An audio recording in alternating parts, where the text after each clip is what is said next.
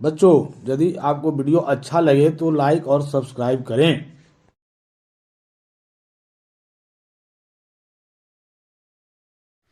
Good night बच्चों। आज मैं पुनः जो है सो DAV क्लास 7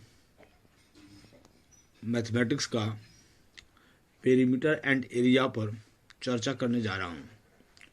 सबसे पहले हम उसमें परिचयात्मक शब्दों को जानेंगे। इंट्रोडक्टरी मतलब परिचयात्मक का मतलब हुआ इंट्रोडक्टरी। मतलब ऐसा शब्द जिन शब्दों को समझने के बाद ही जो है सब पूरी चैप्टर समझ में बढ़िया से आएगा, मतलब बहुत अच्छी तरह से आएगा। अदरवाइज जो है आप उसे समझ नहीं पाएंगे। ठीक है बच्चों, मैं एक दो बिंदुओं पर चर्चा करता हूँ। तब तक जैसे आप जो है सब्सक्राइब वाला भी काम कर लीजिए और अपने दोस्तों को शेयर करने का भी काम कर लीजिए ताकि वे भी लाभ उठा सके, और लाइक भी कर दीजिए। यदि आप लाइक करेंगे, कम से कम 50 लाइक यदि आप देते हैं हमको, तो मैं इससे भी अच्छा कंटेंट लाने का प्रयास करूंगा और भरपूर आपकी मदद करूंगा। मुझसे आपको भरपूर मदद होगा। चलिए अब आइए, सबसे पहला चीज है से पॉइंट को कहते हैं बिंदु। पॉइंट को कहते हैं बिंदु। पॉइंट देखिए, मतलब पहले जो था पुराने समय में पॉइंट का परिभाषा दिया जाता था जिसकी लंबाई न हो, मतलब लेंथ न हो, जिसकी चौड़ाई न हो, ब्रेड्थ न हो, और जिसकी ऊंचाई न हो, हाइट न हो, मतलब ऐसा परिभाषा दिया जाता, वो उसको हम पॉइंट कहते थे। लेकिन ऐसा नहीं है। आज के डेट में जैसे इस पर विचार बदल गया है लोगों का। अब लोग यह समझ रहा है यदि कोई भी चीज होगा उसमें कुछ न कुछ जैसी लंबाई होगी ही। जैसे यह है, यह चीज हम ऐसे लिख दिए, नोकी से इसको दाब दिए, तो इसका कुछ न कुछ लंबाई होगा, कुछ न कुछ चौड़ाई होगा, कुछ न कुछ हाइट होगा ही। बट जैसे यह इतना छोटा है, इतना स्मॉलेस्ट है, जो इसका लंबाई, चौड़ाई और ऊंचाई जो है सो उतना विजिबल नहीं है, दृष्टिगोचर नहीं है, उसको हम देख नहीं पाते हैं, महसूस नहीं कर पाते हैं, है ना। लेकिन है तो जरूर। तो आज के मैथमेटिशियन ने जो है सो इसको रख दिया अनडिफाइंड कर दिया, इसको कर दिया अनडिफाइंड। अनडिफाइंड का मतलब हुआ जिसको परिभाषा में बांधा नहीं जा सकता है, अपरिभाषित। हिंदी में इसको अपरिभाषित कहते हैं और ऐसे अनडिफाइंड कर दिया।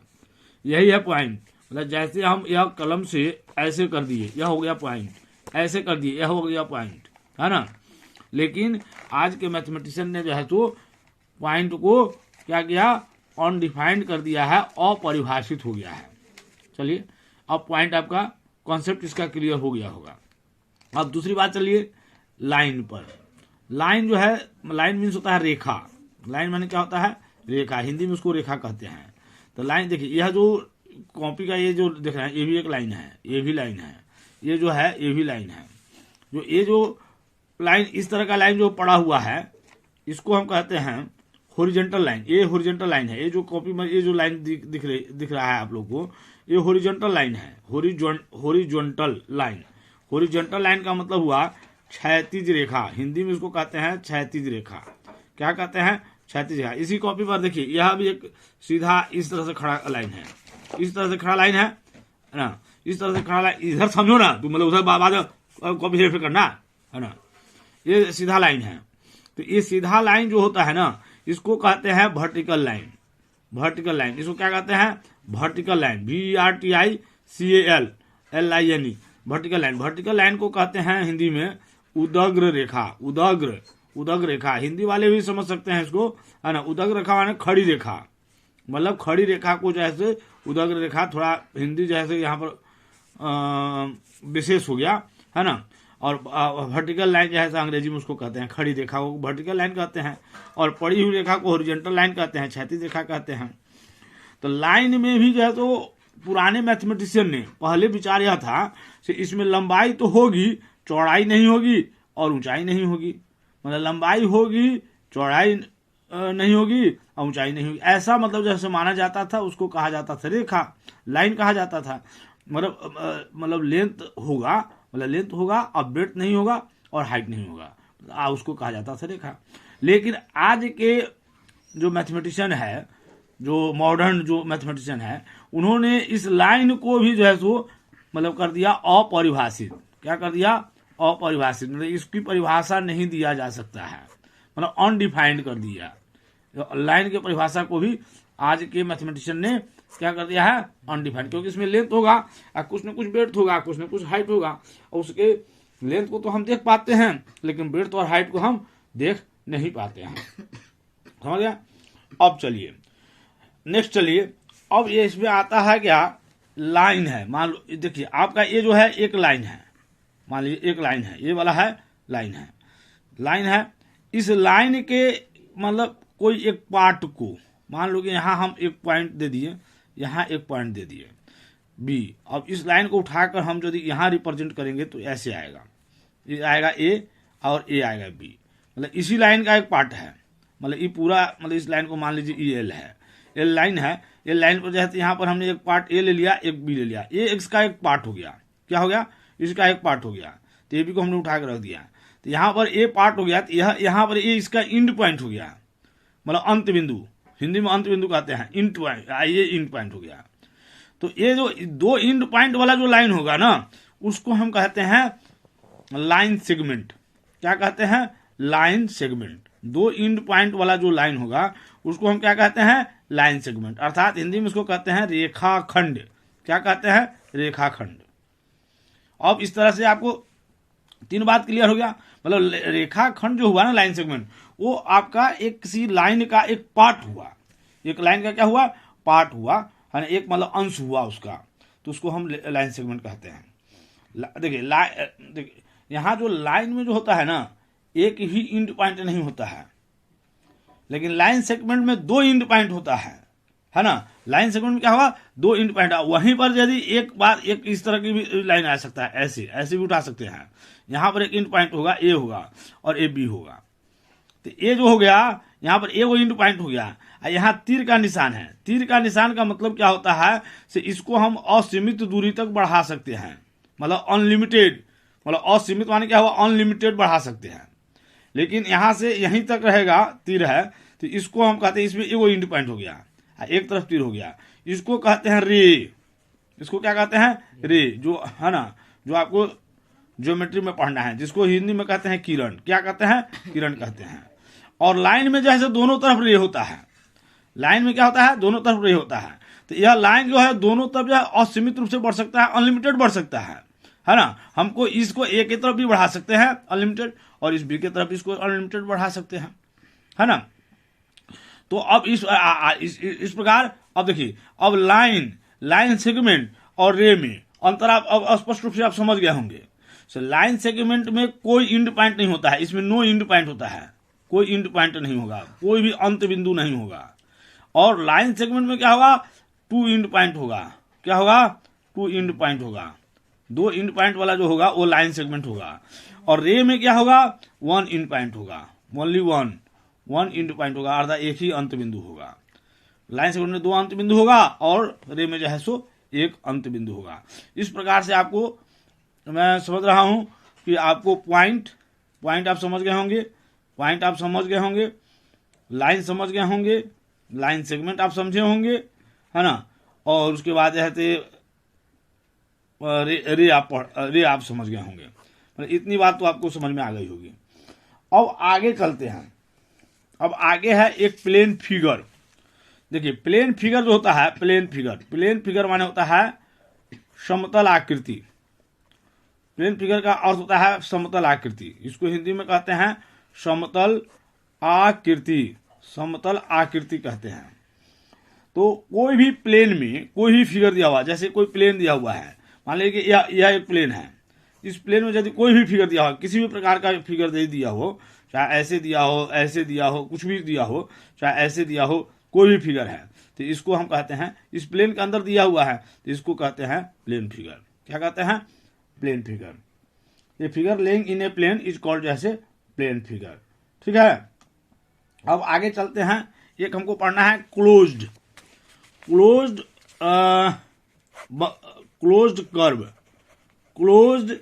कर्व। इस शब्दों को समझिए, इन्हीं शब्दों के से मतलब आपको आगे और समझ में मदद मिलेगी।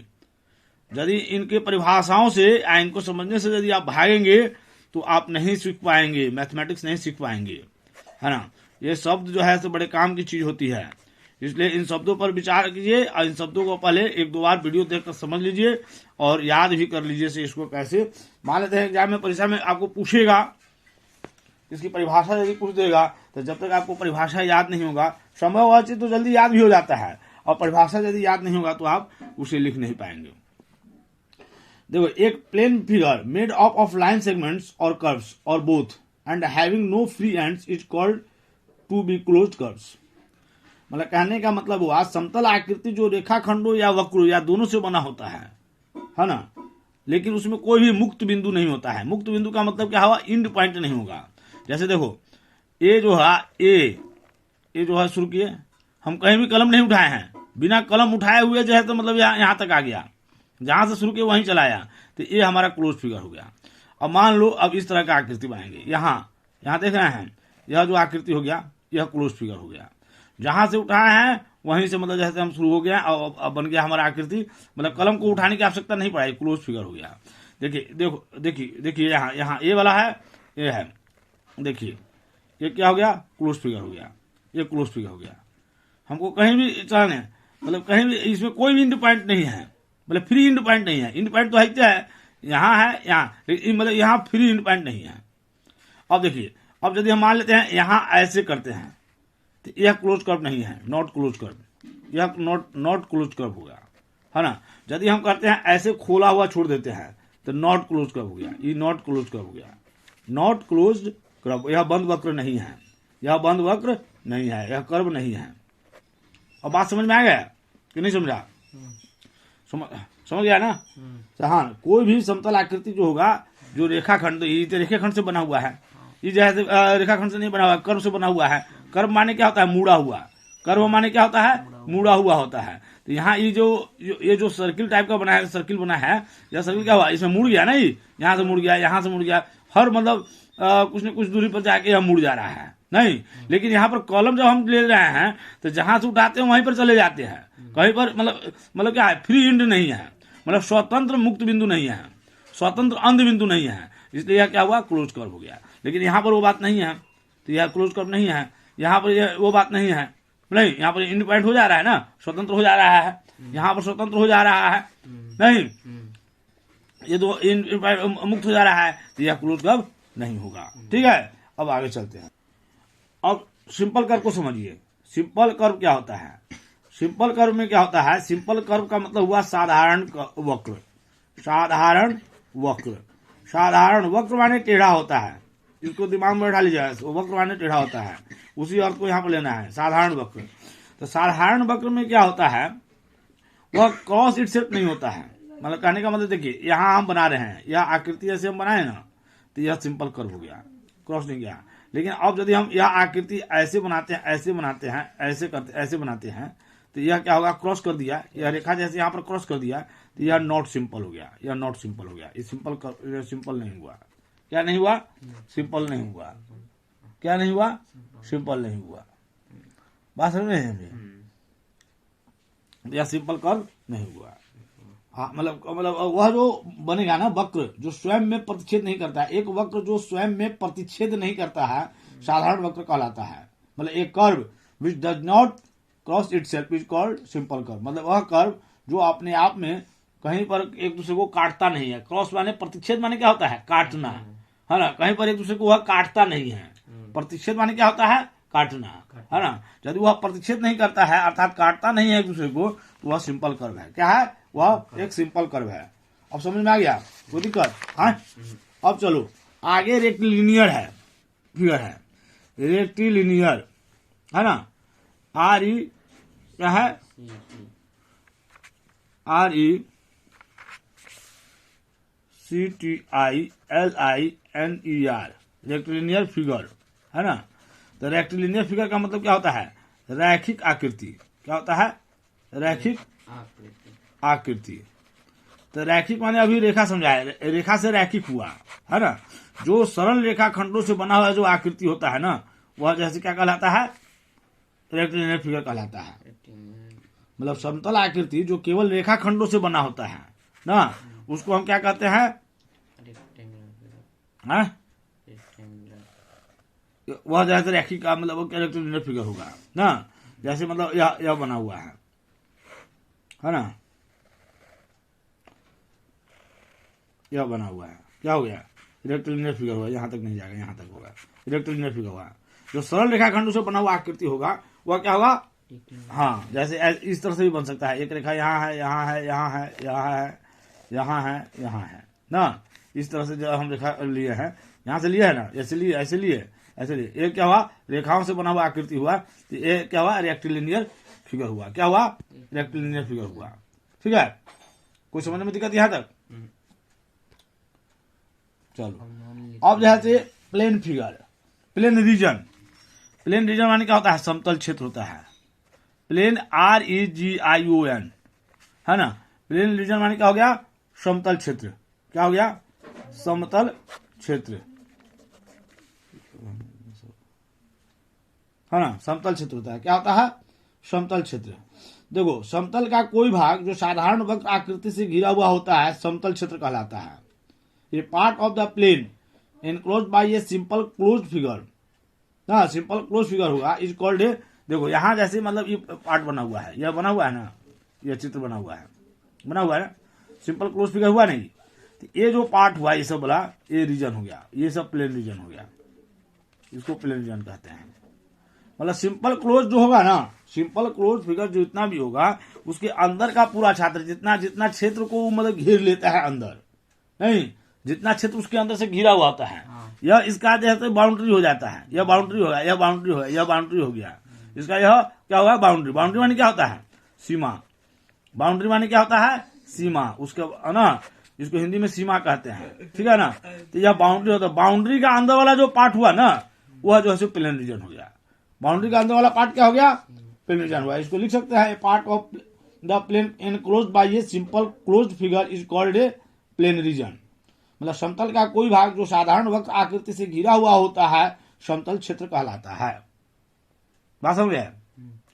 अब आ गया एरिया, क्षेत्र, एरिया। क्या आ गया? एरिया। एरिया माने क्षेत्र होता है ना।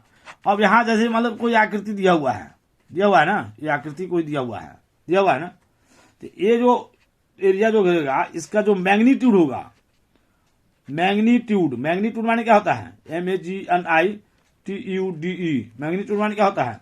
परिमाण। क्या होता है? परिमाण।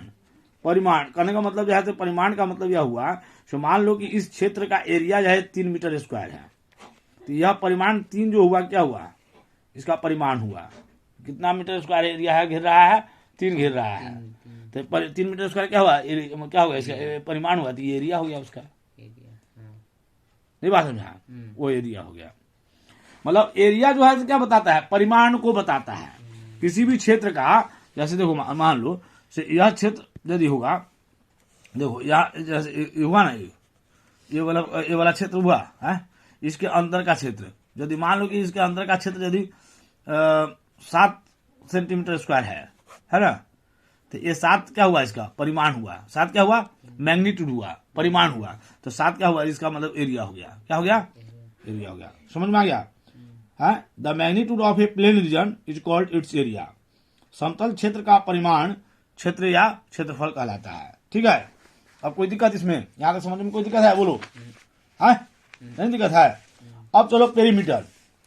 तो पेरीमीटर में क्या होता है? देखो, पेरीमीटर जो शब्द होता है, पेरीमीटर का अर्थ होता है परिमिति।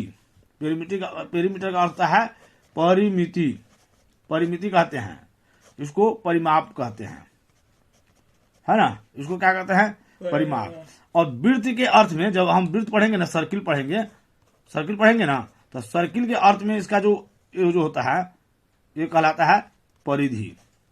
क्या कहलाता है? परिधि। इसको अंग्रेजी में कहते हैं सरकमफ्रेंस। क्या कहते हैं?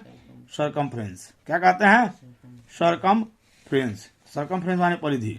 अब परिधि भी वही हुआ जो परिमिति वाला चीज होता है, परिमाप होता है। ये तीनों का मीनिंग एक ही हुआ, समझे।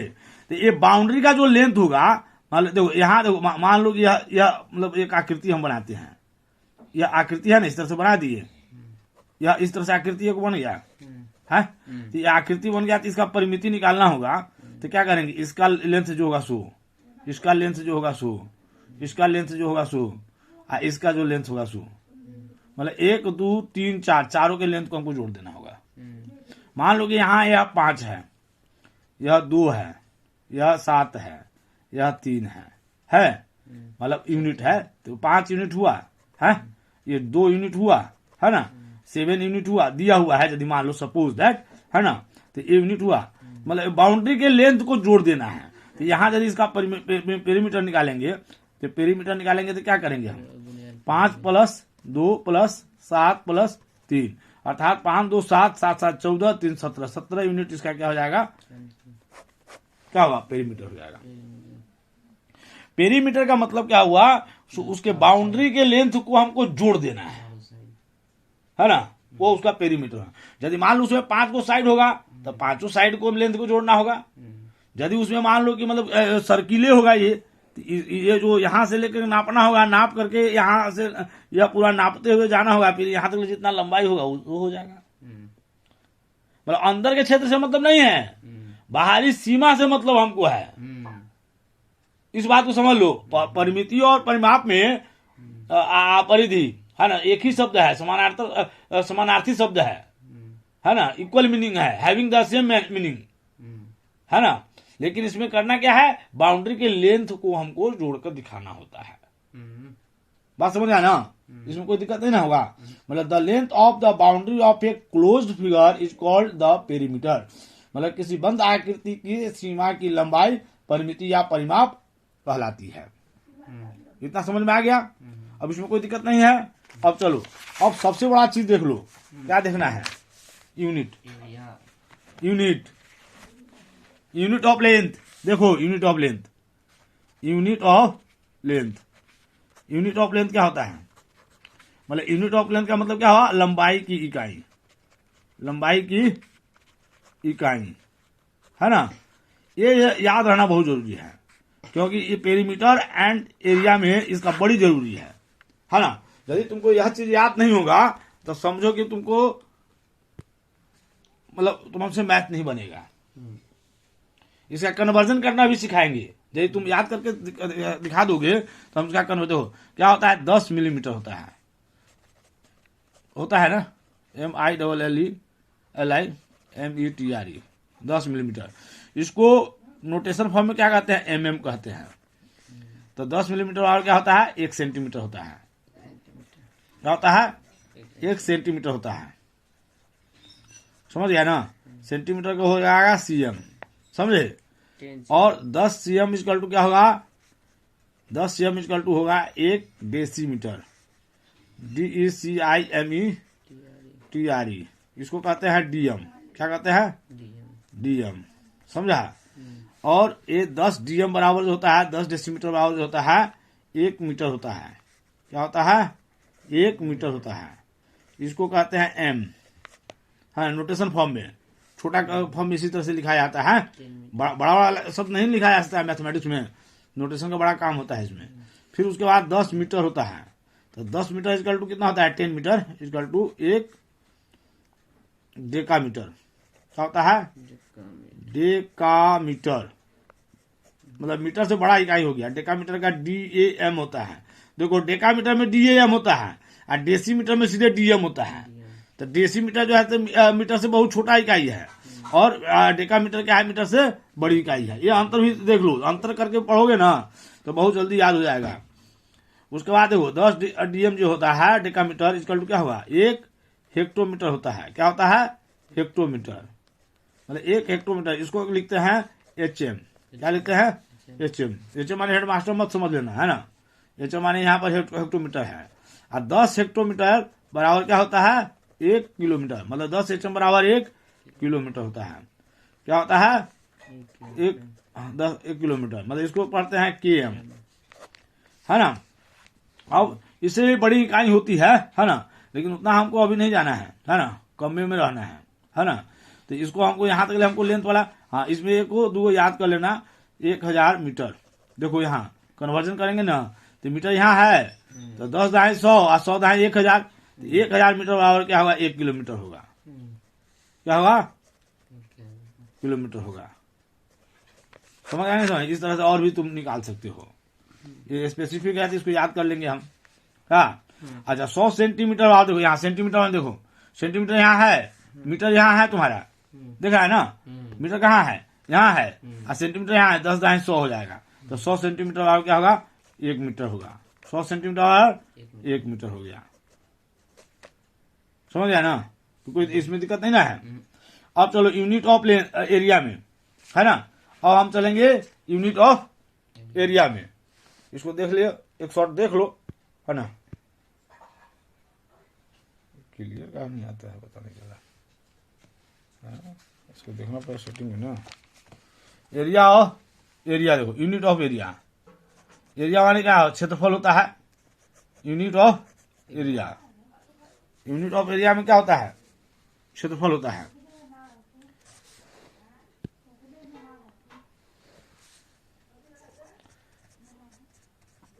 क्षेत्रफल होता है ना। तो देखो यहाँ आराम से देखो, 10 मिलीमीटर बराबर क्या होता है, 10 मिलीमीटर बराबर 1 सेंटीमीटर होता है, होता है ना। अब इसका एरिया निकालना होगा तो तुम सहज रूप से निकाल सकता है, दोनों तरफ जैसे स्क्वायर कर दो, 10 मिलीमीटर को यहाँ भी स्क्वायर कर दो और 1 सेंटीमीटर को भी स्क्वायर कर दो, कर देगा। तो 10 दाएं कितना होगा, 100 मिलीमीटर स्क्वायर बराबर क्या होगा, 1 सेंटीमीटर स्क्वायर होगा। मतलब यूनिट ऑफ लेंथ से ही तुम निकाल लेगा, नहीं मिलीमीटर को 2 बार दौड़ाएंगे तो मिलीमीटर स्क्वायर हो जाएगा, और 10 को दौड़ाएंगे 2 बार तो क्या होगा, 10 दाएं 100 ना हो जाएगा। उसी प्रकार से अब 100 सेंटीमीटर स्क्वायर बराबर क्या होगा, 100 सेंटीमीटर स्क्वायर बराबर 1 डेसीमीटर स्क्वायर, है ना। तुम इस सब निकाल सकते हो। 100 डेसीमीटर स्क्वायर बराबर 1 मीटर स्क्वायर, है ना। 100 मीटर स्क्वायर बराबर क्या होगा, 1 डेकामीटर स्क्वायर, है ना। 100 डेकामीटर स्क्वायर बराबर 1 हेक्टोमीटर स्क्वायर, HM स्क्वायर, है ना। 100 हेक्टोमीटर स्क्वायर बराबर क्या होगा, 1 किलोमीटर स्क्वायर हो गया। यहां तक निकल गया कि नहीं निकल गया। अब एक दो विशेष वाला याद रख लो, बराबर काम में आएगा। से 10,000, है ना, 10,000 10,000 मीटर स्क्वायर बराबर 10,000 मीटर स्क्वायर बराबर क्या होता है, 10,000 मीटर स्क्वायर बराबर 1 हेक्टेयर होता है, 1 हेक्टेयर। HE है, नहीं समझा, HECTARE हेक्टेयर, नहीं समझा। 10,000 मीटर स्क्वायर बराबर क्या होता है, 1 हेक्टेयर होता है। बात समझ आया ना। अब इसको 100 किलोमीटर स्क्वायर बराबर क्या होगा, इसको निकालोगे ना तो 1 हेक्टेयर आएगा। 100 किलोमीटर स्क्वायर बराबर 1 हेक्टेयर आएगा। मतलब इसमें जो अभी तक जितना तुमने यूनिट पढ़ा है ना, सब में सबसे बड़ी यूनिट क्या है, अभी तक हमने हेक्टेयर पढ़ा है। क्या पढ़ा है, हेक्टेयर पढ़ा है। अब कोई दिक्कत इसमें यहां तक समझने में। अब तो सब्सक्राइब कर देगा ना कि नहीं करेगा। अब सब्सक्राइब कीजिए और शेयर कीजिए, अपने दोस्तों को भी फायदा उठाइए, दोस्तों को भी फायदा दीजिए। खाली अपने अपने जैसे मतलब फायदा मत लीजिए, दोस्तों को भी फायदा पहुंचाइए उससे, है ना। और लाइक जरूर कीजिए। ठीक है बच्चों, आज के वीडियो में इतना ही। आज का मेरा गुड नाइट, नमस्ते बच्चों। सॉरी बच्चों, एक करेक्शन है बच्चों, मतलब यहाँ हम थोड़ा गलत कर दिए हैं, थोड़ा सा गलत हो गया है, तो उसको अदरवाइज नहीं लेना। मतलब मैं अभी तुरंत करेक्शन कर दे रहा हूँ। यहाँ 1000 मीटर जो है इक्वल टू 1 किलोमीटर होता है। अब दोनों तरफ यदि स्क्वायर हम करते हैं तो 1000 मीटर का होल स्क्वायर करेंगे तो इक्वल टू 1 किलोमीटर स्क्वायर होगा, है ना। तो 1000 इंटू 1000 हो जाएगा, 2 बार दौड़ेगा, पावर 2 हो गया तो 2 बार दौड़ेगा, और मीटर स्क्वायर हो जाएगा, यहाँ किलोमीटर स्क्वायर होगा। अब चूंकि 10,000 मीटर स्क्वायर बराबर 1 हेक्टेयर होता है, 10,000 मीटर स्क्वायर बराबर क्या होता है, 1 हेक्टेयर होता है। 10,000 मीटर स्क्वायर बराबर 1 हेक्टेयर होता है। तो हम यहाँ पर क्या करेंगे, 10,000 से इसको डिवाइड कर देंगे हम, 1000 गुने 1000 और बटा 10,000 से डिवाइड करेंगे हम, तो 1 2 3 4 4 जीरो है, 1 2 3 4 4 जीरो कट जाएगा, बच जाएगा 100। तो 100 हेक्टेयर बराबर 1 किलोमीटर स्क्वायर होगा। तो हम जो अभी बता रहे थे हेक्टेयर सबसे बड़ी इकाई है, वह गलत हो गया, मतलब वो गलत बोल दिए हम, बोलने के क्रम में, है ना। तो थोड़ा उसको अदरवाइज नहीं लीजिएगा, उसको आप करेक्ट कर लीजिए। मतलब सबसे बड़ी इकाई अभी तक हमने पढ़े हैं वह किलोमीटर स्क्वायर है। क्षेत्रफल में जो सबसे बड़ी इकाई है वह जो है सो क्या है, किलोमीटर स्क्वायर है। 1 किलोमीटर स्क्वायर में आपको 100 हेक्टेयर होता है। 1 किलोमीटर स्क्वायर में आपको 100 हेक्टेयर क्षेत्र आएगा। ठीक है बच्चों, आप इसको करेक्ट कर लिए होंगे, संशोधित कर लिए होंगे, सुधार कर लिए होंगे। ठीक है बच्चों, नमस्ते बच्चों।